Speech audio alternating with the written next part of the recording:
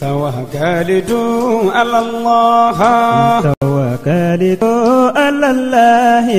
توكلت على الله توكلت على الله توكلت على الله توكلت على الله توكلت على الله جنينجي سمع دلما صلى توكلت على الله وينبوني بدي فما أعلم توكلت على الله جونجي جيجي سمع دلما صلى توكلت على الله وكم جيجي دك فما الله توكلت على الله دلي فونا فما الله دو توكلت على الله على جينو دبا فما الله دو توكلت على الله أنا مديونا فما الله دو توكلت على الله دني فمتي دلي ما صدو توكلت على الله وكموني ينجي سمع دلي ما صلى توكلت على الله e kungolati dugu wari ko dima fo dugu andugu dum warata de o koni kuma tala sa e ka sama moneto yi i yere ta sita sita kan numero flani warci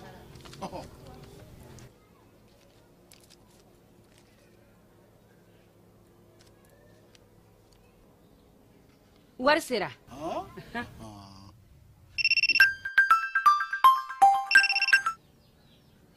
allo ye war sɔrɔ o ɲɛna tiɲɛ yɛrɛ la ko ni sama bɛ maa min ɲɛ ko n komi t'i gosi ngonga sama mone i yere ta a songo ka nɔgɔ ni mali wari ci sira bɛɛ ye depo ye fu ye wari bɛ ci fu ni application ye wa bɔsara ye musaka fitini ye sama mone jini kuran bɛ sara n'a ye krediw bɛ ta n'a ye sanni feere bɛ kɛ n'a ye sama mone ni y'anw maliyɛnw ta ye a y'a si filɛ ka ngalon bɔnda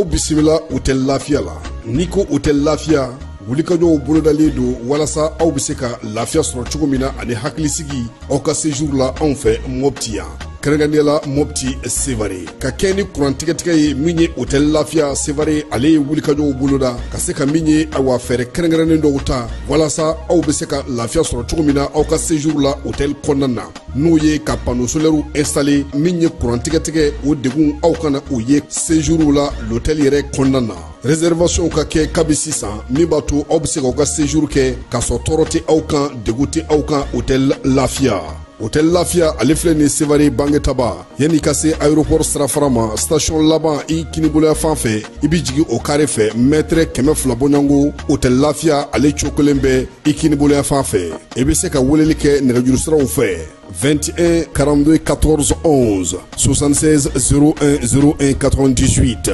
66 78 72 04 hôtel lafiya référence do.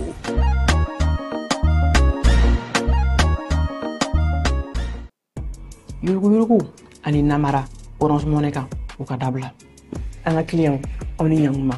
yurugu yi tiɲɛ don wa a kɛbagaw u yɛlɛma bolo fɛnɛ ka ca bi an da bɛna don suguya wɛrɛ la k'o fɔ aw ɲɛna bi ta in ale bɛ jeu et pari de kan jeu et pari o ye mun ye o ye bɔlɔlɔkan ɲɛnajɛ dɔ ye ni olu bɛ kunnafoni ci aw ma aw ka téléphone na ni o ye message ye e mɔgɔ n'i y'o kunnafoni sɔrɔ i ka message la ni e b'a dɔn o waleya in i m'a laɲini i kana i ka gorolakɔli don k'a valider ayi barisa Orange Money tɛna mɔgɔ si wele jouer okumu kɔnɔna la n'o ye ɲɛnajɛ ye k'a fɔ k'i gagnera k'i k'a confirmer n'i ka Orange Money code secret ayi Orange Money ka baara to ye a y'a hakili to aw yɛrɛ la a y'a to an ka se ka aw lakana cogo di ni aw ka gorolakɔli ni a tolen kuru la Orange Money bɛ yan aw de kama Orange Money bɛ yan aw ka don o don lakana na o de kama an tɛ sɛgɛn an tɛ ɲinɛ ka video kɛ video min b'a to aw bɛ se ka kisi nin waleya jugu in ma cogo min na k'a ɲini aw fɛ tuguni nin video in a y'a cari ko ɲuman na pour que ne an bɛɛ bɛ se ka kisi waleya jugu in ma cogo min na fo ka se ka jɛnsɛ ka bɔ an ka jamana kɔnɔ o de kun don aw ni ce. dugu kɔnɔna sigida dɔ la bɛɛ b'i ci la nka Bara o bara kɔfɛ laɲini dɔ bɛ yen laɲini min bɛ kɔlɔsili walima bololabila ko fɔ Fatu filɛ nin ye a bɛ baara kɛ BTP de la a ye baara kura dɔ boloda k'a sɔrɔ a ma ko fɔ EDM mɔgɔw ye o nana ni mun ye kuranfili dɔ tigɛra sigida kelen bɛɛ bilala dibi la Fatu ta ye bololatigɛ dan ye wa a dan ma diya mɔgɔ si la nin ye Mamadu ye taxibolila don k'a to mɔbilibolila a ye kuran poto dɔ gosi k'a kari a ma boli wa a ye EDMSA ka centre d'appel wele a ka nin kɛwale ɲuman in b'a to ka sara wɛrɛ tɛna bɔ a la Mamadu ye fasoden ɲuman ye wa a jan bɛ bɛɛ ka lakana na nka bɛɛ tɛ nin hakilina ɲuman in sɔrɔ Isa filɛ nin ye a bi ka kɛ komi a bi baara dɔ la k'a sɔrɔ a bɛ ka kofere électrique fil de bɔ ka t'u feere kuranko la fɛn bɛ jate kan ka minɛ an kana kɛ Fatu ni Isa ɲɔgɔn ye an ka kɛ i komi Mamadu n'aw bɛ fɛ ka dingɛsen baaraw kɛ aw bɛ EDMSA ka servisiw wele walasa aw kana tiɲɛni don dugu jukɔrɔ filiw la fasodenw aw kana ɲina ka dantɛmɛ walew ko fɔ kuranko ta fan na aw bɛ weleli kɛ 36077 la walima agence EDMSA mun ka surun aw la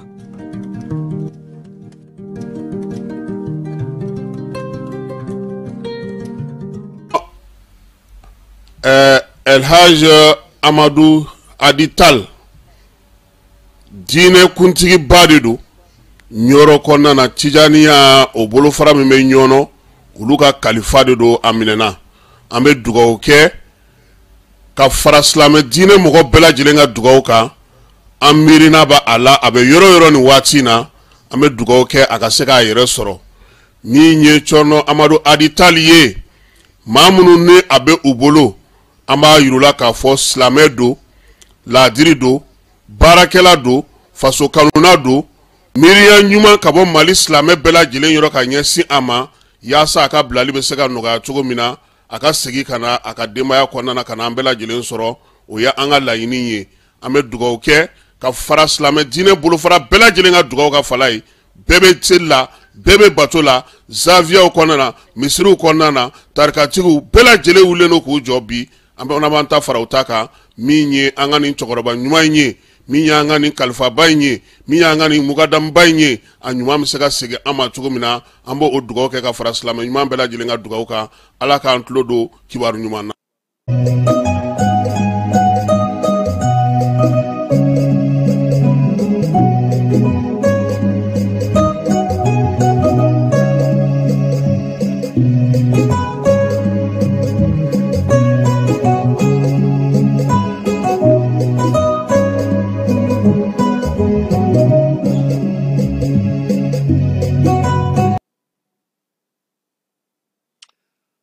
An lamɛnbaaw an'an filɛbaaw aw bɛɛ lajɛlen aw ni ɲankuma aw bɛɛ lajɛlen fana aw ni sɔgɔma minnu bɛ Mali kɔnɔ ani Mali kɔ kan k'aw bɛɛ lajɛlen k'aw bisimila Jani ale kumaso kɔnɔna na bi sɔgɔmada in na min ye farancɛla fanga ɲɛmaa ye san 5 min farala ale kun n'o ye sɛbɛn min taara o hukumu kɔnɔna na ale yɛrɛ y'a tɛgɛnɔbila ko yamaruya ka kɛ ni baara in ye mun ni mun bɛ sɛbɛn in kɔnɔna na an nana dɔ fɔ o la bi sɛbɛn in ale kɔni tɛmɛnen bɛ na ni yɛlɛma caman ye Mali ni États-Unis ka bolodi ɲɔgɔn ma o bɛ ka sinsin sabula lamɛrikɛnw y'u ka maa mafalen bila u yɛrɛ ka jamana fana ka san 249 yɛrɛma hɔrɔnya o ɲɛnajɛ fana kɛnɛ kan Ablaye Job tun bɛ a ye laseli mun kɛ an n'a dɔ tulo kan Belgicaw ka lasigiden bɛ an fɛ ale fana ka baaraw banna kajolo ko samiya taacogo ko a ka ɲi kosɛbɛ dɛmɛ bɛ ka taga don maaw ma an sɔngokaw fɛ min ye kiiri min kɛra Bamakɔ kɔnɔna na yan n'o ye pankuruko kiiri ye maa minnu nɔ minɛna n'o ye fili ni nun dabita u ko k'u ma jɛn ni a ye mun ye u ka wulikajɔ ye sa suradonbaw fɛ olu kɔni ye o baara kɛ sɔɔni sisan min ye nin ye an bɛna nin bɛɛ lajɛlen walawala keba an ka musomaninw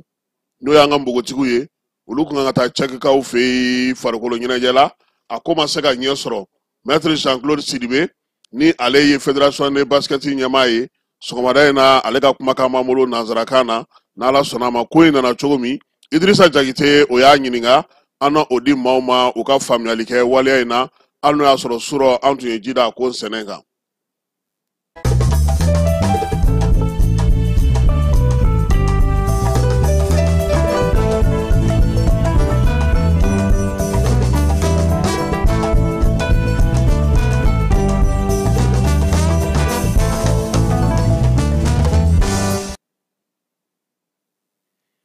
Keba ko tɛ kɛ ni kun tɛ, ko tɛ kɛ ni tigi t'a la, Ala k'an kisi koba tigintanya ma. Fanga ale ni sariya, jamanadenw ni sariya, jo sariya lafasabaw, bɛɛya ni sariya, jamana nafolo ni sariya, min ye an ka taabolow ni sariya sɔgɔmada in na an bɛna na kuma ni n ka Keba. Ni waati laban in na waleya min bɛ kiiri bulon nka n'a kɛra ka bɛɛ lajɛlen labɔ ni Mali bɛɛ lajɛlen tun sigilen don k'a kow jate minɛ, o ye jamanakuntigi Ibrahim Boubacar Keita. Ale nalen fanga la, ale ko ka pankuru ɲini a ye. Keba jɛnatigɛ ko foyi tɛ kɛ ten. El Hadji Ibrahim Boubacar Keita ale kɛlen ka fanga ta, a ko a ka taa ni ka segiw bɛ ka caya Keba. Taa ni ka segiw cayali senfɛ ko k'a lajɛ ka pankuru ɲini a ye yaasa dɔ bɛ bɔ musaka la. A waati a ka premier ministre n'o ye Umar Tatamli ye, o ko jamanakuntigi ma Keba ko min ye pankuru ye o ɲinini e ye, o bɛ se ka to waati wɛrɛ la. Pankuru dadumaw an bɛ olu ɲini, minnu lafiyalen don, minnu n'i ka yangan bɛ taa olu bɛ se ka sɔrɔ. Umar Tatamli ye ni kuma min fɔ Keba, ale ma lamɛn. Ibrahim Boubacar Keita ale ka fɛɛrɛw la, ale kan ka kɛ masakɛ ye, masakɛ min yangan ka bon, masakɛ min ye cogo ka ɲi, masakɛ min ni a bɛ bɔ jamana min kɔnɔ o ka ko bɛ cogo min a ka kɛ o ɲɔgɔnna ye. A jo nka Tatamli ye mun fɔ a ye Keba, a ko musaka min b'an ka jamana kɔnɔ bi, an ka sɔrɔ bɛ cogo min bi, n'an ka bɛ taa nin pankuru in san ni waati in na, ka kɛlɛ to an da la, ka mɔgɔw ka magoɲɛkow to an da la, yiriwali baaraw to an da la, baara in a tɛna se ka kɛ an sago ye. Umar Tatamli welele ka na bɔgɔ jeninen ka Keba, k'a to fan wɛrɛ fɛ, kiiri kɛnɛ ka a y'a fɔ bɛɛ lajɛlen ɲɛna ko min ye nin waleya in ye dɛ, ko pankuru sanko in, wolomasiri tabaw ka minɛnw sanko in, o de y'a to ni ale yɛrɛ bɔra gouvernement a jɔyɔrɔ la koyi. Sabula k'ale tun ye laɲini kɛ ko jamanakuntigi ka Ibrahim Boubacar a ka Sumelu Bube Ala ma hinɛ n'a la, ko a k'o bɔ gouvernement kɔnɔ, min ye fili ye ko k'u bɔ, ko sabula waleya min kɛra ko a cɛ man ɲi, a baara tɛ se ka ɲɛ. Keba pankuru nana san,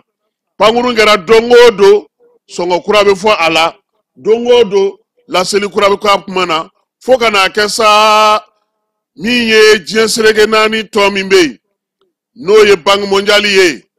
ale min bɛ an ka sɔrɔ a lakɔlɔsili kɛ Keba, ale furugufurugu kɛ koyi.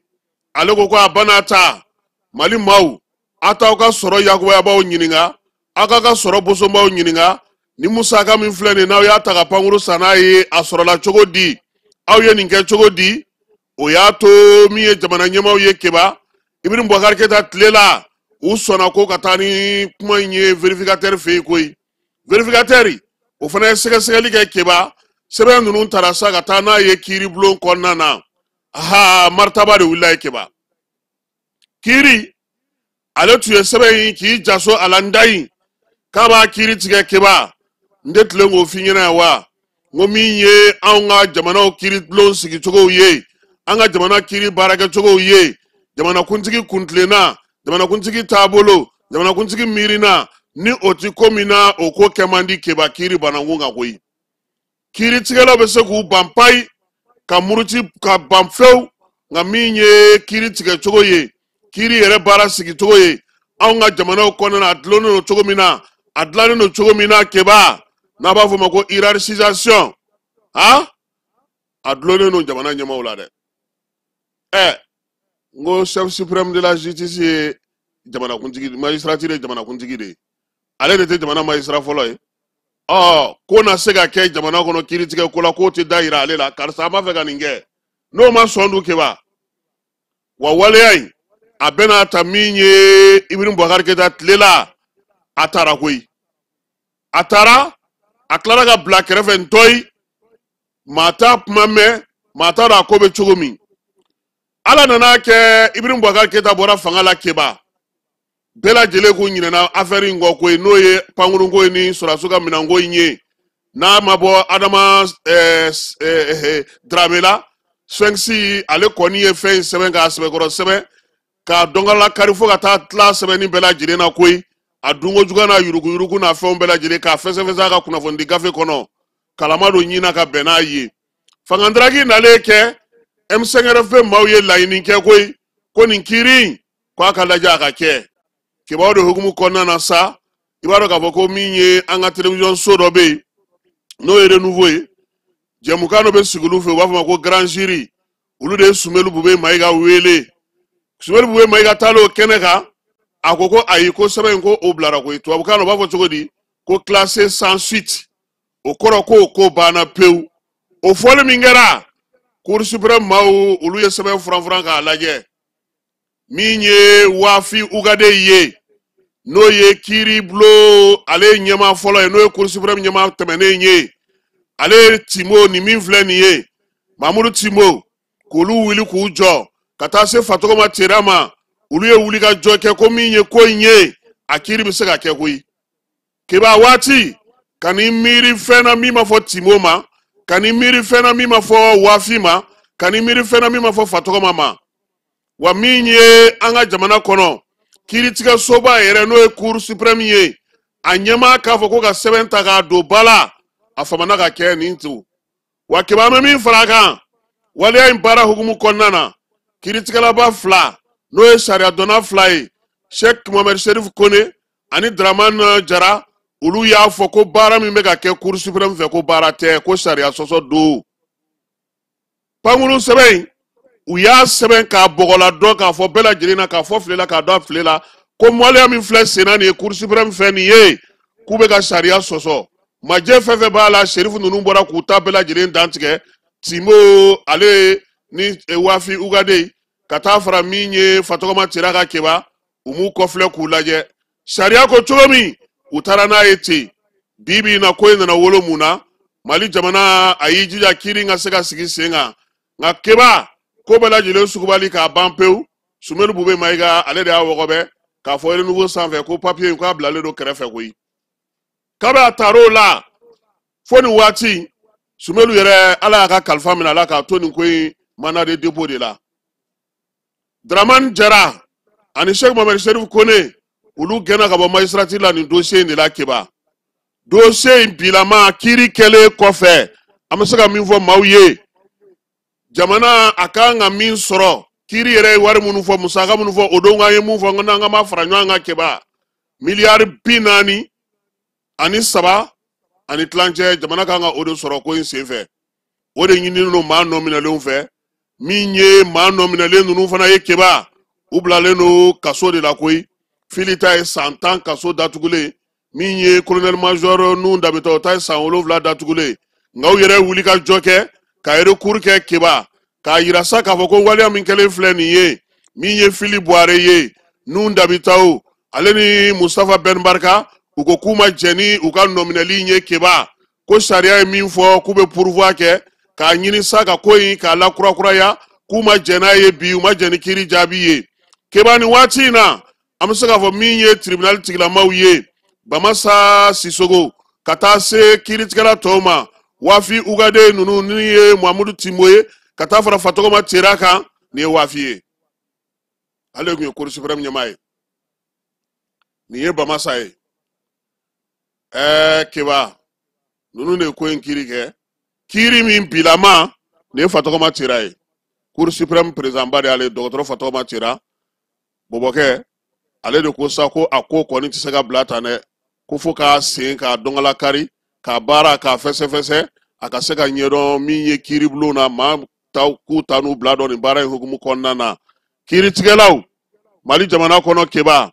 nin ye Cour suprême n'i ma fili a siɲɛ fɔlɔ ye ka sɛbɛn ta k'a di a président yɛrɛ fɛ ko k'a laɲini an bɛ min fara a kan dɔrɔn o ye k'a fɔ kiiri a ka ɲi misali de la Keba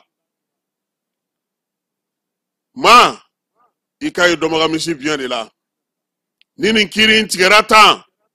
k'a fɔ ko nin waleya kɛra kiba minnu fana ye waleya cɛjugu kɛ waati tɛmɛnenw na o fana ka wele dɛ danaya bɛ da fanga la sira min fɛ o ye o de ye maa minnu bɛ yen bi k'u ye jamana ta dun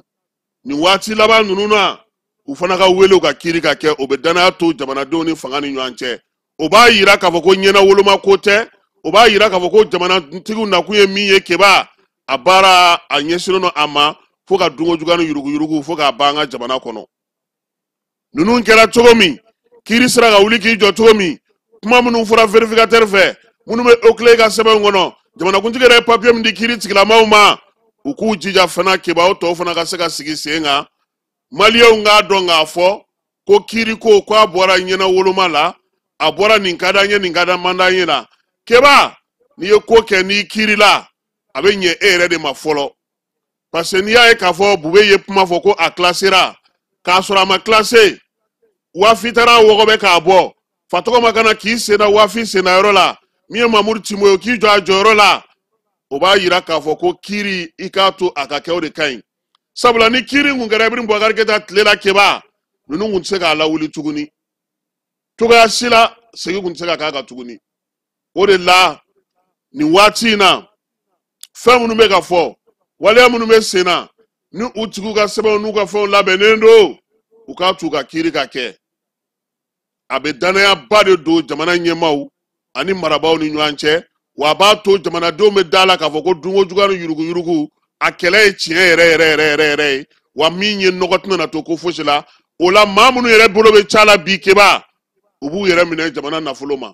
u bɛ siran jamana nafolo ɲɛ u bɛ baara kɛ a kɛcogo la nin ye an ka sɔgɔmada in na kado ye nka bonyamasegin fana don ka ɲɛsin kiiritigɛlaw ma minnu sera k'u jɔ u jɔyɔrɔ la i n'a fɔ Wafi Ugade ka taa se Fatɔgɔma Tera ma ale ni min ye Timo ye Cour suprême kɔnɔna na olu ka jansa fana don keba k'u k'u cɛsiri k'u jija kiiri tɔ caman bɛ yen an ye min mɛn keba kiiri caman natɔ don dɛ ne kɔni tɛna n dabila n yɛrɛ ɲɛ ka maa tɔgɔ fɔ de ye gasi ye jamana in kɔnɔ bi nka fɛn min bɛna ale a tɛna na kɛ assise ye tuguni assise bɔra a la pewu sariya senkura in an ka jamana marabolo kiiri sow olu de bɛna na kiiriw kɛ sisan nka keba kiiri tɛ taa kiiritigɛla ɲɛnama kɔ dɛ kiiri tɛ taa fiyewu fo maa minnu bɛ yen ni ɲɛji bɛ don tribunal kɔnɔ olu dɔw ni nisɔndiya ka bɔ wa an bɛ min fara a kan o ye k'a fɔ kiiri in sira fɛ min ye Mamadu Kamara ye a fɔra k'ale bɛ se ka taa a ka so n t'a dɔn ni hakili b'a la ko in daminɛ na a fɔra ko maa minnu bɛ liberté provisoire fɛ k'u ka 500,000 di Mamadu Kamara kun y'o sara yanni kiiri yɛrɛ ka sigi yaasa a ka to a ka so Mustapha Darabo général de brigade armée ka minɛn fɛn fɛn bɛ yen ni taji fɛn fɛn bɛ yen o ɲɛmaaya de tun b'ale bolo a minɛ don a gɛlɛyara dɛ sariya bɛ taa nɔfɛ don min n den da don a bɛɛ la nka a ma nɔgɔya dɛ nka bi a fɔra k'a ka taa a ka so maa i b'i bi dɔn i t'i sini dɔn adamaden i ka sabali o de cɛ ka ɲi sɔgɔmada in na nin ye kado ye k'a di tribunal mɔgɔw ma an b'an profiter o senfɛ keba min ye procureur fɛn fɛn bɛ Mali kɔnɔ Bamakɔ kɔnɔ ani fan wɛrɛw fɛ k'u fo keba ya min ɲɔgɔnna procureur tɛ substitut de fana b'i bolo i ka dangaw olu fana bɛ baara kɛ keba mina na fɛn dɔ f'i ɲɛna ne taara tribunal la e yɛrɛ ɲɛna ko tribunal tigi ye jɔn ye de a bɛɛ bɛ giri procureur kan k'a sɔrɔ président de tribunal bɛ yen o tribunal o tribunal président b'a la donc an bɛ président de tribunal fana fo olu fana duguma brigade de bɛ yen keba olu de bɛ sɛgɛsɛgɛliw kɛ ka sɔrɔ k'a layɛlɛ an b'o brigade fana fo police spécialisée minnu fana b'an ka jamana kɔnɔ bi n'olu bɛ kiiri baara la anti criminalité ka taa se pôle économique et financier ma cybercriminalité k'olu procureur n'u ka substitut n'u ka brigade maaw k'u bɛɛ lajɛlen fo keba huissier de justice k'u fo greffier k'u fana fo u ka baara kɛcogo ɲuman na magistrat ni avocat keba ani huissier maa maa bɛ chaîne pénale kɔnɔna na sa k'a bɛɛ lajɛlen fo ka taa se policiers olu brigade ni gendarme brigade ma sɔgɔmada in na nin ye baabu ye an ye min kɛ ka ɲɛsin u ma u bɛɛ lajɛlen ka dɔ fara cɛsiri ani timinandiya kan ne y'a f'i ɲɛna ne ka ligne rouge ye kelen de ye ça c'est Onzon Fama ni nin bɛɛ sigira sen ka keba Ngilɛw ka premier ministre dɔ bɛ yen u taara n'a ye ɲɔgɔn ye dɔ kɛnɛ kan u y'a ɲininka ko ni a fɔra k'a ka fɛn kelen ta ko min bɛ se ka jamana bɔ nɔgɔ la k'a bɛ mun de ta keba a ko k'a bɛ kiiri justice de ta sariya u y'a ɲininka ko fɛn jumɛn bɛ yen n'o ka di ni diɲɛ fɛn bɛɛ ye a ko k'o ye la paix ye ko k'o ye la paix ye keba nin fila ala ka nin sinsin an ka jamana kɔnɔ n'i y'a mɛn ɲɔgɔnna ɲɛmaa ɲuman tɛ kɔmaa ɲuman de bɛ k'i la an fana ka kɛ kɔmaa ɲumanw ye jamana bɛ se ka lafiya cogo min.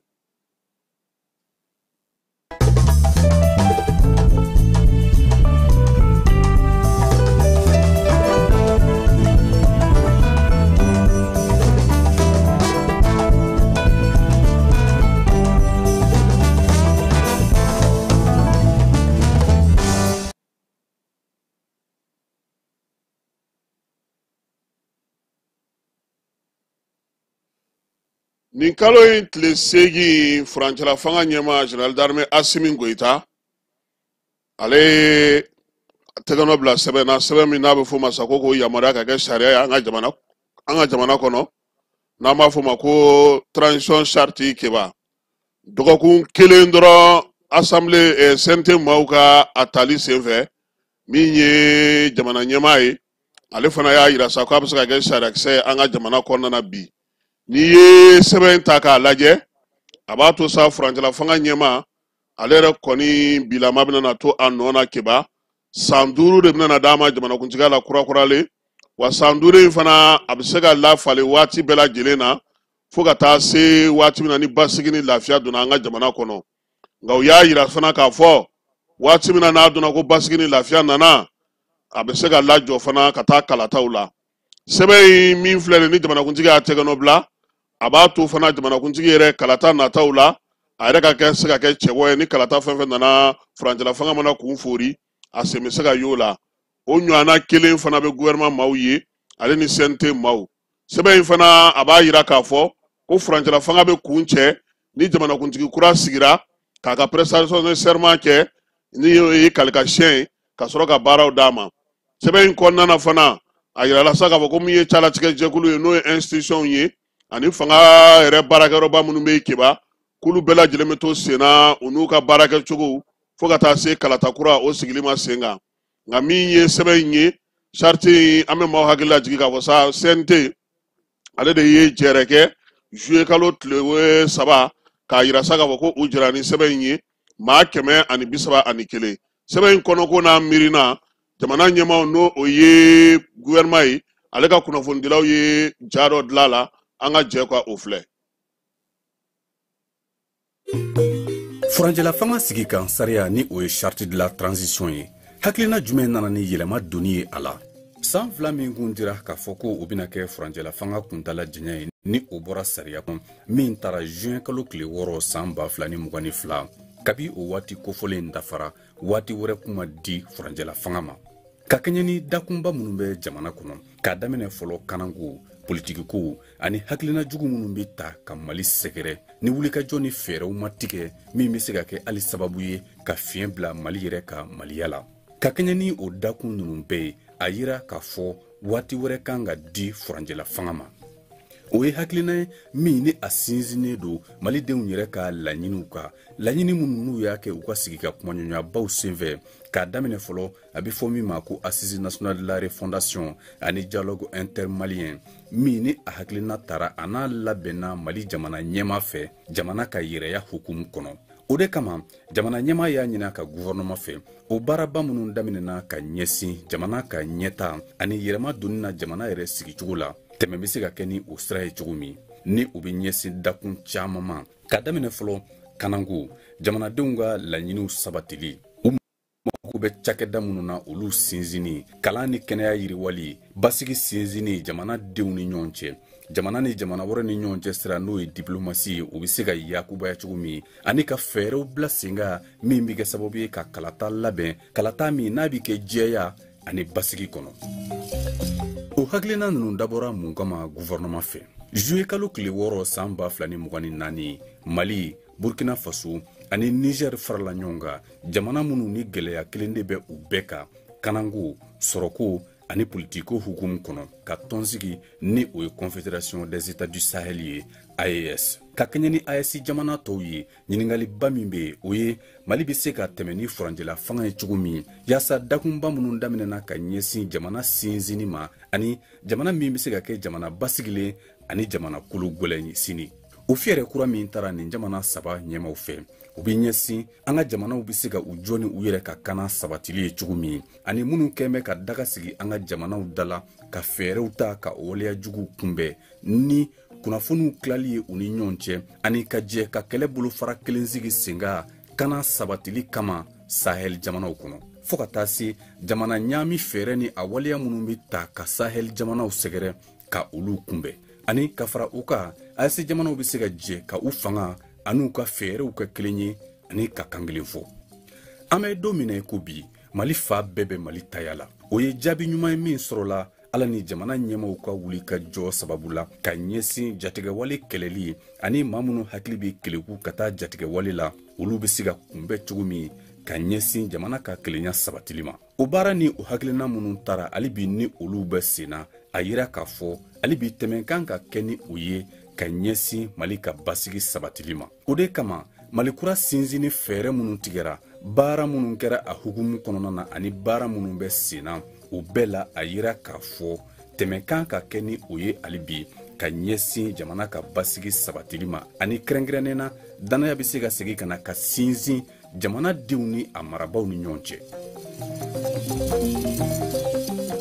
ɲɛta ni yɛlɛmaba jumɛnw bɛ furanjɛla fanga yɛlɛmako sabanan in kɔnɔ. furanjɛla fanga daminɛna Mali kɔnɔ utukalo tile 20 san 2020 yɛlɛma donna la mɛ kalo o san kelen kɔnɔ. san 2025 juillet kalo ye waati kɛrɛnkɛrɛnnen ye Mali ka tariku kɔnɔ. nin bolofara kura min donna furanjɛla fanga na Mali kɔnɔ o kɛra ka bɛn waati ma waati min kɔnɔ ni jatigɛwale ani kojugu wɛrɛw cayalen don Mali kɔnɔ Mali ni jamana wɛrɛ danjɛw la ani an ka farafina gun politikiko taabolo kan.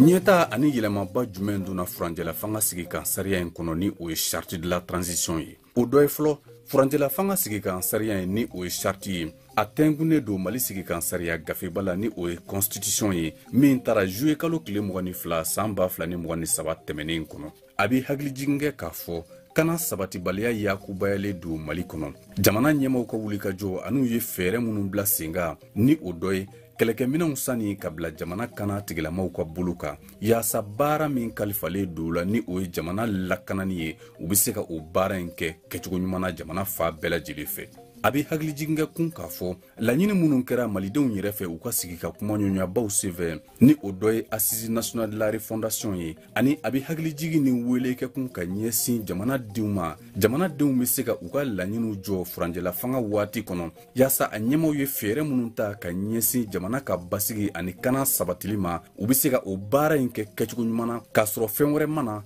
o hakilina ninnu ɲɛkɔrɔmatigɛ. yɛlɛma ni ɲɛtaba wɛrɛ min donna a kɔnɔ o dɔ ye AES sigili a n'a kungilennaw tali ye bala ani k'a daminɛ jamana ɲɛma gouvernement maa tɔw conseil national de transition maaw olu bɛ se ka u kanbɔ jamana ɲɛma kalata ni kalata wɛrɛw la Mali kɔnɔ. a bɛ mun fɔ kalatakow labɛnni ko kan. furanjɛla fanga sigi kan sariya ni o ye charte ye a kɛlen don ka dayɛlɛ furanjɛla fanga kuntala janyani ko la ani a kɛlen don fana k'a fɔ waati min dilen don furanjɛla fanga kuntala janya ma ko furanjɛla fanga kuntala janya bɛ se ka surunya waati bɛɛ ni kalataw labɛnni ko fɛɛrɛw bɛɛ bilara sen kan waati o waati Mali kɔnɔ. ɲɛtaba wɛrɛ min b'a kɔnɔ o dɔ ye gɛlɛya min tun bɛ furanjɛla fanga kɔnɔ cakɛda maaw kɛli ye ka u kanbɔ kalataw senfɛ o ye waleya min bɔra kɔnɔ min b'a jira k'a fɔ olu bɛ se ka u kanbɔ ɲɛmaaya ɲiniw na kalata senfɛ. ka kɛɲɛ ni nin ɲɛta ninnu bɛɛ ye o b'a jira k'a fɔ kalata bɛ se ka kɛ waati bɛɛ waati min kun fɔra furanjɛla fanga kuntala janya na yanni o banni yɛrɛ cɛ. jigisigi kuma jumɛn bɛ ka ɲɛsin malidenw ma gɛlɛya min bɛ mali kan o da tɛ kanako dɔrɔn ye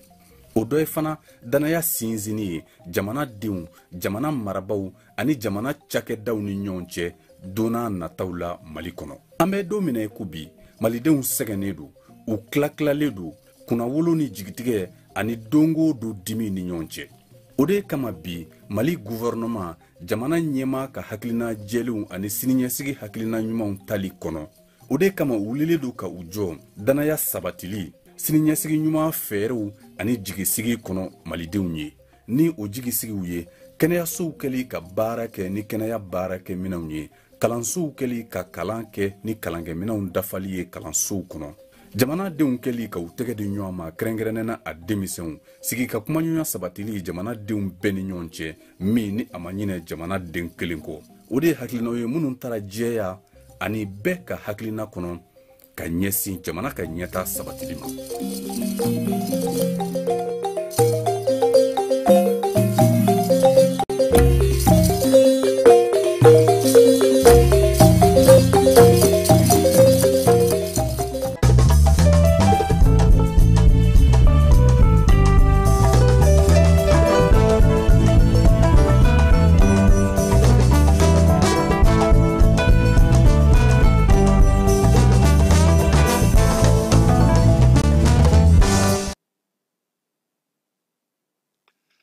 fasodenɲumanya kalanso ni o ye école la spécialité ye ale tako naaninan baaraw daminɛna kunu alamisa pionnew olu ka so kɔnɔna na min ye ko dayɛlɛli ye sa tako naaninan ye hukumu kɔnɔna na kalando ɲumanw olu bɛ se ka sɔrɔ cogo min ka se ka faso kanu baara in a sigikun ye o ye miirina min bɛ faso kanu na fasoden jɔyɔrɔ kan ka kɛ mun ye i kan ka se k'i labɛn cogo min na fasojɔ waleyaw la min ye jamana yɛrɛ ka lamin kosɛbɛ o ka seko n'a ka dɔnko n'a ka tabiyaw la yaasa jamana mago mana sima waati o waati ka se ka wuli ka jɔ kɛ fasodenya hukumu kɔnɔna na min ye laɲini ye a sigikun y'o ye denmisɛnnin 1,800 ka bɔ mali fantan ani 4 bɛɛ lajɛlen fɛ min ye 200 ye olu kɔni bɛ bɔ an ka marabolo kɔnɔna na 400 olu bɛ bɔ bamakɔ kɔnɔna na maliyɛn minnu bɛ kɔ kan ani AES sifinnakaw olu bɛɛ lajɛlen welelen don kɛnɛ in kan minisiri min bɛ farikolo ɲɛnajɛ ale ni fasodenɲumanya waleya jɔli kama an ka jamana kɔnɔ n'o ye Abdulkasim Fɔnba ye ale ni a jɛɲɔgɔn minisiri wɛrɛw n'o ye Madina Sisogo ye a bɛ Danbɛlɛlakaw ka sigi la minisiri min bɛ sa n'o bɛ baloko kunna n'o ye commissaire à la sécurité alimentaire ye Radwan Ali olu bɛɛ lajɛlen kɔni farala minisiri Fɔnba kan sa yaasa ka taa baara kurumo karili kɛ maa ma falen caman fana tun bɛ sifinnakaw ka nasira fɛ minisiri a ye denmisɛnnin minnu sugandira ɲinan tako naaninan in kɔnɔna na a y'u fɔ k'u waleɲuman dɔn u k'u jija sa u kana kɛ zanni kelen ye baara min bɛ sen na u ka kɛ kalanbulon kɔnɔna na cololi o kana ye a la kalan min bɛna na k'u kunna ale bolo a nafa bonya kama a ka ɲi u ka ye kɛnɛ ka don o don u k'u ka baara bɛɛ lajɛlen bɛn a ma maa ma falen minnu bɛ an ka jamana kɔnɔ seko ni dɔnko ta nasira fɛ bayɛlɛmali ko ale ni ko ni tabiya ko ka nasira fɛ olu na kɛ kalanbaaw ye u ka ko hukumu kɔnɔna na a yirala sa k'a fɔ fana min ye dugutigiw ka ɲɛmaa ye n'o ye coordinateur ye sa Sangare ale yɛrɛ tun bɛ kɛnɛ kan ye yaasa ka se ka ko in a ɲɛnɛmaya sifinw ka se ka dɔ f'u ɲɛna min ye an ka jeliw fana olu tɔgɔla sa an b'a fɔ ko kɛrɛnkɛrɛnnena Burama Sumano ale fana tun bɛ yen bi in na ale bɛ misali caman di kalanko ta nasira fɛ taabolo ta nasira fɛ ani an ka tabiyaw n'an bɔra yen sa an bɛ taa lamɛnnikɛnw ka lasigidenso ale kɔnɔna na minisiri Ablaye Diop ka taa fara min ye minisiri médecin colonel Assa Bajalo kan lamɛnnikɛnw nin kalo in tile 8 u tun bɛ olu fɛ yen olu ka san 249 yɛrɛma hɔrɔnya o ɲɛnajɛw de tun bɛ sen na a kɛra sababu ye Ablaye Diop bolo jamana ɲɛmaaw tɔgɔla sa ka foli ni taloni ta ka ɲɛsin Ameriki jamanaden bɛɛ lajɛlen ma koyi ani Ameriki ɲɛmaaw bɛɛ lajɛlen ma ko min ye sija ni kɛnɛya ko Ala k'o d'u ma Diop a ye tasibila fana kɛ ka ɲɛsin maaw ma maa minnu n'olu fatura Jiga kasara senfɛ États-Unis dugu min bɛ Texas o kɔnɔna na nin dɔgɔkun tɛmɛnen ninnu na min ye Mali ni Ameriki jamana ka bolo di ɲɔgɔn ma kɔnɔna na sa minisiri Diop y'a fɔ sa ko fɛɛrɛ minnu ni kumaɲɔgɔnya minnu bɛ yen bi ko bɛ se ka kɛ tare kuma tɛ min ye lamɛnnikɛnw ye u y'u ka maa min ɲɛsinnen don Bamaɲɔgɔn Jawale kɛlɛli ma o d'an ka Maison Blanche kɔnɔna na u y'o bila ka na o n'an ka jamana maaw ye kuma daminɛ kuma min bɛna tali kɛ nin waati ninnu na sa jamana yɛrɛ taabolo IES ko min ye job ye a ye sinsin min kan sɔrɔ yakubaya minnu bɛ sɔrɔ ko ta nasira fɛ fɛɛrɛ kɛrɛnkɛrɛnnen minnu bɛ yen kuma tɛ Américain kɛlen ka min sigi sen kan bi n'o ye Select UJA ye o baaraw olu bɛ se ka lafaamuya cogo min Mali kɔnɔna na o hukumu kelen kɔnɔna na fana a y'a yira sa k'a fɔ ko Mali ani États-Unis min ye filɛlanw ye o b'o u la kuntilela dɔw la kuntilenna minnu bɛna n'a to sa min ye Mali yɛrɛ ye ale yɛrɛ kɔni nisɔndiyalen don nin waati na k'a fɔ ko lamɛrikɛn jamana ale tun bɛ musaka min di ko kana yiriwali kɛ n'a ye ko y'a sira bila koyi o sira bilali ko nana ni jamana caman dafirili ye bi ko n'Américains y'o jɔ ko bɛna jateminɛ ko la k'o ye ko ɲɛnɛmaba ye Mali jamana ko ale bɛ u fo o la min ye job ye fana a y'a yira sa k'a fɔ ko an fanfɛ bolow fɛ yan bi jɛkulu min sigilen don n'o bɛ ka baaraba kɛ sa wolomasiri tabaw ka gun ka ɲɛsin bamananjolen juguwale kɛbaw ma k'o ye IES ye IES ye kuntilenna kura ye jɛkulu kura don min ka baara bɛɛ lajɛlen bɛnnen don bɛn basigi yiriwali mara kɛcogo ɲuman o hukumu kɔnɔna na a ko ko n'i ye a ta k'a lajɛ tariku la Mali ni États-Unis ko an bolo bɛ ɲɔgɔn bolo a mɛnna koyi u ka maa minnu bɛ sɛgɛsɛgɛli ni ɲininiw kɛ olu nana an fɛ yan cogo min anw fana ka Abubakar de o taara olu fɛ o cogoya la koyi sɔrɔ ko ta nasira fɛ baara mun yer'o la o dɔnnen don jamanaw cɛ sira ɲɛnabɔ ko la sa a y'a yira sa k'a fɔ ko min ye Mali ye ale kɔni ka daw yɛlɛlen don bolodi ɲɔgɔnma na ni États-Unis ye sabula u b'a dɔn k'a fɔ bi in na min ye Mali ye taabolo saba minnu bɛ ale bolo États-Unis bɛ olu dɔn wa Américains fana y'a yira sa k'a fɔ ko Mali kɔni jamanadenw mana mun sugandi k'a fɔ ko ka baara kɛ n'o ye keba olu tɛ bɔ jamanadenw kɔkɔrɔ fiyewu sabula jamanadenw sago o de kan ka kɛ jamana ɲɛmaaw olu ka taalan ye Ablaye Diop halisa a ka baarakɛyɔrɔ la keba min ye Belgicaw ka lasigiden min bɛ an fɛ yan n'o ye Patrick Debock ye ko ale ka baaraw banna pewu Mali kɔnɔ a taara sa ka taa saragana kɛ Ablaye Diop la ko n'Ala sɔnna a ma ko ale ka minɛnw sirilen don pewu ale kan ka minɛnw cɛ sa ka taa fan wɛrɛ fɛ Diop y'a fo baara kɛcogo ɲuman na sabula ko gɛlɛyara cogo cogo min ye Royaume de Belgique ye olu m'u kɔ don Mali la u tora u bɛ k'u ka baaraw kɛ jamanaw ka bolodi ɲɔgɔnma kɔnɔna na u y'u sinsin kosɛbɛ u ni Mali u tun ɲɔgɔn faamu mun na u y'olu kumaw fɔ fɛn minnu man tɛ bɛn u ma u y'o fɔ Mali fana y'a taw fɔ olu ɲɛna u y'a yira sa k'a fɔ ko fɛɛrɛ mun kɔni sigilen don sa n'o ye Benelux ye ko o fɛɛrɛ o na sinsin jamana fila ni ɲɔgɔn cɛ kuntilenna ko ta nasira fɛ yaasa a ko bɛ se ka sigi ba kelen na cogo min na Ablaye Diop ale y'o laseli kɛ keba n'an bɔra yen an bɛ taa Jime ka baarakɛyɔrɔ la Gabriel Touré jamanakuntigi ale ka ɲumanya baɲumanya kɔnɔna na sa min ye Gabriel Touré ye k'a fana ye a ka panneau solaire sɔrɔ min ye panneau solaire ye a bɛɛ lajɛlen sigira k'a ban pewu a bɛ tali kɛ jamanakuntigi ye ŋaniya min ta sa dɔgɔtɔrɔsow fitinin fara belebelew kan ka se ka bɛɛ lajɛlen kɔni kuran tɔgɔla kuran d'u ma san kalo 12 u ka se ka kuran sɔrɔ hali ni kuran tigɛ kɛra baara kana jɔ miirina in bɛ tali kɛ min na sa o ye jamanakuntigi yɛrɛ ka musaka min bɛ n'a ko ko a b'o labila baɲumankɛ waleyaw ye o de la sa a nagakɔrɔma min bɛ n'o ye Agibu Asimi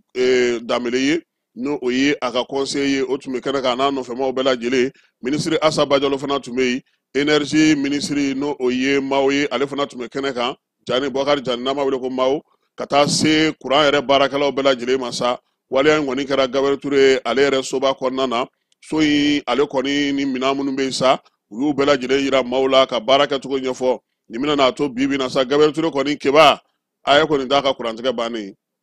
kɔni olu ta est-ce que u ta man ca ni bɛɛ ta ye parce que u ka n'i y'u ka ɲɛ t'a la nin kɔni Gabriel Touré yɛrɛ nin tɛ an tɛ yɛlɛma u kɛrɛfɛ yan u ka panneau ka ca dɛ n'an bɔra Gabriel Touré kɔnɔna na an bɛ taa nin waati na an sɔngokaw fɛ yen maa minnu bɛ yen ni sanji tun ye gɛlɛya ta ka se olu ma baara bura ale ni an sɔngo yɛrɛ dugu kɔnɔna na donbolo kɛra olu ye nin kalo in tile 9 an sɔngo dugu kɔnɔna na min ye guwa 80 donbolo kɛra u ye n'o ye malo ye ka tila ka tulu k'o fana d'u ma ɲɔ k'o di birifini k'o bɛɛ lajɛlen d'u ma jamana ale ka musaka don ni o ye développement social maaw ye olu de waleya in sigi sen kan nin waati na sa kajolokaw fɛ yen ko samiya taa cogo k'a ka ɲi kosɛbɛ jɛkulu min bɛ yen n'o bɛ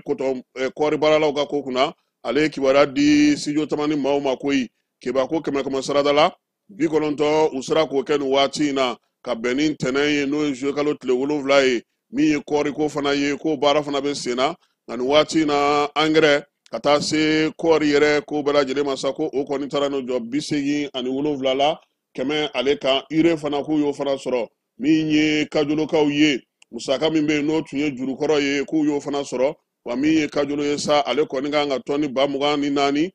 kɔɔri koloma olu kan ka o de kɛ ɲinan san kɔnɔna na n'an bɔra an bɛ taa kulukorokaw fɛ yen kulukoro sa mali ale kariti o kɔni 6000 o taara ka tila kulukoro ale n'a marabolo bɛɛ lajɛlen ni ɲɔgɔn cɛ baara in a kɛra kulukoro yɛrɛ gouvernorat kɔnɔna na min ye jamana ɲɛmaa minnu kulukoro ɲɛmaa minnu bɛ yen sa olu bɛɛ lajɛlen tun bɛ yen mara kamabɔli baara minnu kɛra sa ka yira sa ka danw yira dugu ni ɲɔgɔn cɛ dugu kura minnu sigira bolofara kura minnu sigira musaka min donna kariti in dilanni na sa o ye sefa wari $45 ye a kɛ kun ye sa marabolo bɛɛ lajɛlen ka se k'i ka dancɛw dɔn ka se ka baara kɛ kuma tɛ mara kamabɔli ani yɛlɛma min donna nin waati ninnu na baara ninnu bɛɛ lajɛlen kɔni ye maa 100 ɲɔgɔnna de fara ɲɔgɔn kan kulukorokaw ka gouvernorat ale kɔnɔna na sanji salongo ale ye tiɲɛni kɛ kosɛbɛ an ka jamana fan caman fɛ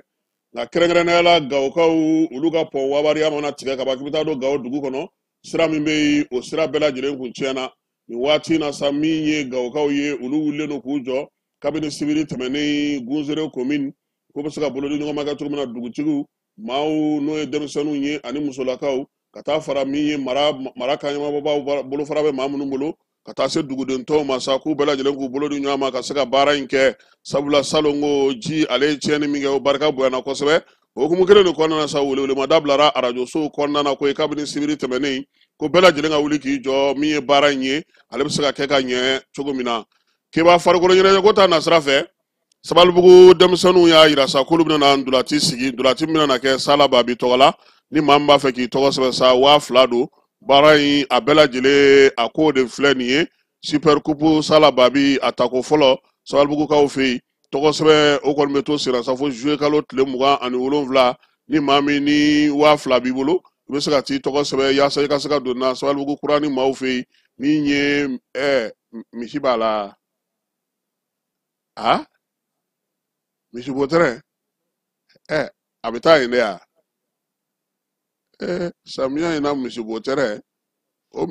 bo kasa tɛ bɔ fosi fɛ a fɔ mananin sa kɛ parce que misi kɔnɔna bɛ mananin de sisan o mananin finman tɛ bɔ foyi fɛ yen sabalibugu kura ni denmisɛnninw u nana na yan ka na ɲɛfɔli k'an ye kupu in n'o dalen don sala babi tɔgɔ la a ka se ka ɲɛfɔ keba diɲɛ kɔnɔna na bi kuma min bɛ yen n'a kɛlen don ka bɛɛ lajɛlen maaw ta basikɛtiko ta nasira fɛ o ye mali sifin denmisɛnnin npogotigi minnu si ma san 19 sɔrɔ olu kun kan ka taa coupe du monde na cɛkikaw fɛ yen nka nin y'a dɔgɔkun damadɔ ye min ye cɛkikaw ye olu banna pewu ka visa de an ka maaw ma Espagne ale y'a datulu la k'a da jaba la a ka fédération wulila k'i jɔ mali ministre min bɛ jamana ni jamana tɛ sira ɲɛnabɔ kunna wulila k'i jɔ fédération de basket yɛrɛ wulila k'i jɔ min ye Espagnol ye olu minnu ko k'an ka tɛmɛ u ka jamana fɛ keba olu fana wulila k'u jɔ FIBA n'o o ye diɲɛ seleke naani farikolo ɲɛnajɛ ballon basket tɔgɔ la o fana wulila k'i jɔ o bɛɛ la cɛkiw ko ko petu koyi a yirala k'a fɔ sa k'u de ko fɔ mali kun ka tɛmɛ Dakar fɛ tile 3 walima tile 4 k'o kɛ ye yaasa ka se ka visa sɔrɔ mun nana ni nin ko in bɛɛ lajɛlen ye Espagne yɛrɛ kɔni ye fɛɛrɛ bɛɛ lajɛlen tigɛ sa yaasa ka se ka visa Schengen di nka ninnu ko ko ayi ko in nana cogo min an baarakɛɲɔgɔn n'o o ye Dirisa Jakite ale ni maître Jean-Claude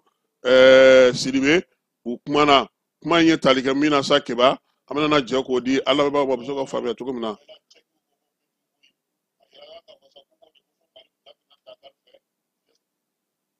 keba an bɛ taa maître Jean-Claude Sidibe an b'ale sɔrɔ sisan a na kɛ e ka bɔlɔlɔ sira o ka teli anw fɛ yan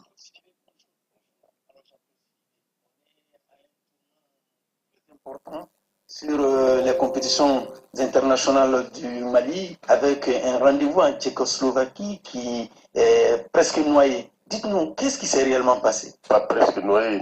Je peux dire que la République tchèque a refusé de nous donner les visas. On ne connaît pas les raisons, mais on pense que c'est une question de stratégie géopolitique, malheureusement qui s'implique ou qui s'immixe dans le sport. Nous, on a fait, FIBA nous avait demandé d'aller faire le visa tchèque au niveau de Dakar. On a signifié à FIBA qu'on ne pouvait pas. Pour la Suisse aussi, pour les garçons, les U19 garçons, on a demandé d'aller faire le visa à Dakar. On a demandé qu'on ne peut pas aller à Dakar parce que financièrement, notre pays n'avait pas de ressources suffisantes pour se faire. Donc, les Suisses ont délégué leur mandat aux Pays-Bas qui ont donné les visas aux garçons. Justement, on est allé avec les garçons suisses. Maintenant, pour la Tchéquie, depuis le 10 juin, on a informé FIBA qu'on avait des difficultés financières et qu'aller faire une semaine ou 10 jours à Dakar était impossible. Donc, FIBA a essayé de demander aux autorités tchèques de donner une délégation à l'ambassade d'Espagne. Donc, Donc jusqu'à hier soir, on a tenté tout. La fédération espagnole même nous a invités pour un tournoi, un match amical pour qu'on puisse avoir des visas. Hier soir, ils ont envoyé cette invitation à l'ambassade d'Espagne ici à Bamako et à FIBA. Malgré tout, la consul n'a pas voulu nous donner des visas. Mais on ne peut pas se plaindre de ce que l'Espagne a fait. Ils ont coopéré pleinement. Mais c'est la République tchèque elle-même qui ne voulait pas que le Mali aille. Mieux que tout ça, le 3 juillet, l'ambassade du Mali à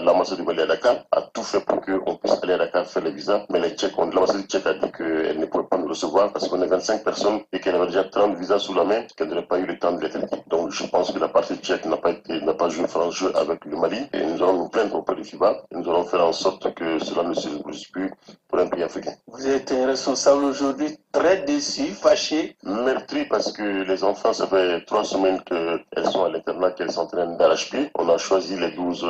avant-hier seulement. Donc je pense que c'est 3 semaines de travail qui sont cachées comme ça, 3 semaines d'investissement humain, 3 semaines de dépenses de l'État parce que c'est l'État qui paye les internautes, les billets d'avion qui ont été payés pour celles qui sont en Espagne ou aux États-Unis ou en France. Donc on peut dire que c'est vraiment du gâchis pour notre pays. Le Mali ne demande qu'à compétir. Nous sommes déjà allés en 2021 en Australie, nous sommes allés en 2017 en Argentine, nous sommes allés en 2023 2 fois au Mexique. Donc c'est pas la distance qui fait peur au Mali, mais lorsqu'on nous impose d'aller faire les visas à Dakar et qu'on n'a pas les moyens d'y aller, je pense qu'on devait comprendre ça. Et c'est l'espace Schengen. La Suisse est dans Schengen, la Suisse donne mandat aux Pays-Bas. Pourquoi les Tchèques ne donneraient pas mandat à une ambassade ici? On a l'ambassade de France, on a l'ambassade des Pays-Bas, on a l'ambassade d'Espagne, on a l'ambassade d'Allemagne, on a quelques ambassades ici des pays de Schengen. Donc moi je crois que la mauvaise foi est évidente, mais si les raisons géopolitiques là s'avéraient réelles, je pense que c'est un scandale. C'est un scandale pour notre pays. Vous êtes une autorité du sport au Mali, mais vous êtes aussi une autorité et une voix du continent africain. Quel est le message fort que vous avez pour d'autres pays et l'Afrique du sport pour que des choses comme ça soient évitées? Je pense que FIBA doit prendre ses responsabilités, imposer aux pays hôtes de délivrer des visas à tous les pays. Si FIBA avait pris cette responsabilité d'imposer aux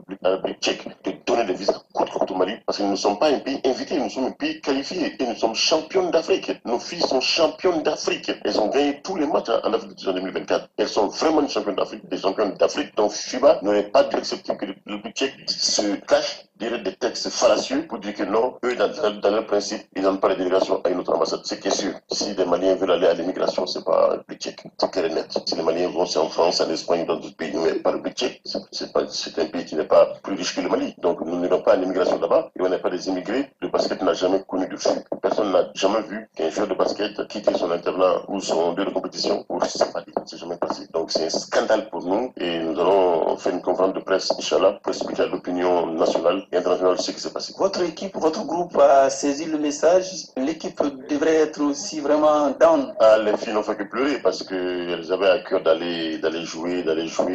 et de montrer que le Mali pouvait faire quelque chose. Je vous rappelle qu'en 2021, le Mali a été le 4e mondial.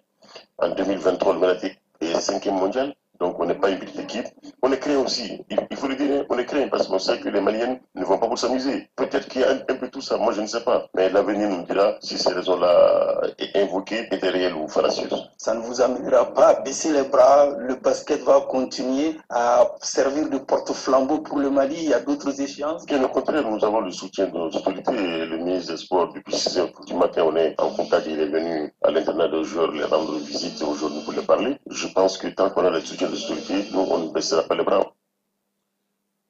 Aiwa, Kiba. Iya me tuwa bukana da ko an gwanti ta ce ka mata an da riba yini. Aiwa, an ga duka oke. Nimbe de bala koi. Ni kibi yereta ibi labe ko chama ne kama Kiba. Fere ni dawali mun gonu nga sigi senga seko ni dongo farkolo nyene je. Jamana ko doni nyogona ukulu bo politique ko la. Sabula nolu donala akuma be chaya kosebe nga jiya magoba tuguti dese ko foshila ala ka sababu manganyi bi sogomada na tambo joya jaba siribe ko aka folibe keneka ya aleni sallaka ka demaya belajele kambu fo mi awaso sise amba fana fo soma jefu directrice kura ke ba mba fo ka walimando tesiri ni baraka tukuma ala ka noya ama mami be no oye sirman bachili amba fo ka walimando monsieur le maire de jeni chono Umar Asidjalo ka fana fo ka sori keme sofo ya fo kona mi bye mairie du district kona na amba fana fo nuga barakala obela jele ka mairie du district délégation spéciale nyama ka le fana fo Amadou Gassama k'ale fana fo domaine kɔnɔna na an tɛ ɲinɛ fiyewu Keba min ye an yɛrɛ ka kin kɔnɔna maaw ye yan Falajɛ Carrefour la Kulubalilakaw k'olu fo Bɛnba n'a ka kunkafɛlaw k'u bɛɛ lajɛlen fo Solo ale ni Marije ka taa se Jabali Musa ma k'an bɛ ninnu bɛɛ lajɛlen fo sa an'an sigiɲɔgɔn bɛɛ lajɛlen sɔgɔmada in na ta k'o minɛn saniya k'i yɛrɛ fo i Jalo Ala ka tile hɛrɛ cɛ Ala ka sɔn ɲuman k'an ye si ni kɛnɛya labanko ɲuman Ala k'a d'an ma Ala k'an ka jamana kisi Ala k'an ka jamana tanga a k'an bɛɛ waati wɛrɛ an ka ɲɔgɔn dɛmɛ ka binkɛnikɛlaw ni maafalaw ni walijugutigilamaw kɛlɛ a y'anw dɛmɛ an k'aw dɛmɛ ka binkɛnikɛlaw ni maafalaw ni walijugutigilamaw kɛlɛ n'a ye kunnafoni sɔrɔ binkɛnikɛlaw ni maafalaw ni walijugutigilamaw kan a ye nɛgɛjuru ci dɛmɛso la nɛgɛjuru sira fɛ wari tɛ sara min na 80 0 11 20 walima 80 0 11 22 walima 98 17 36 75 ngo 98 17 36 45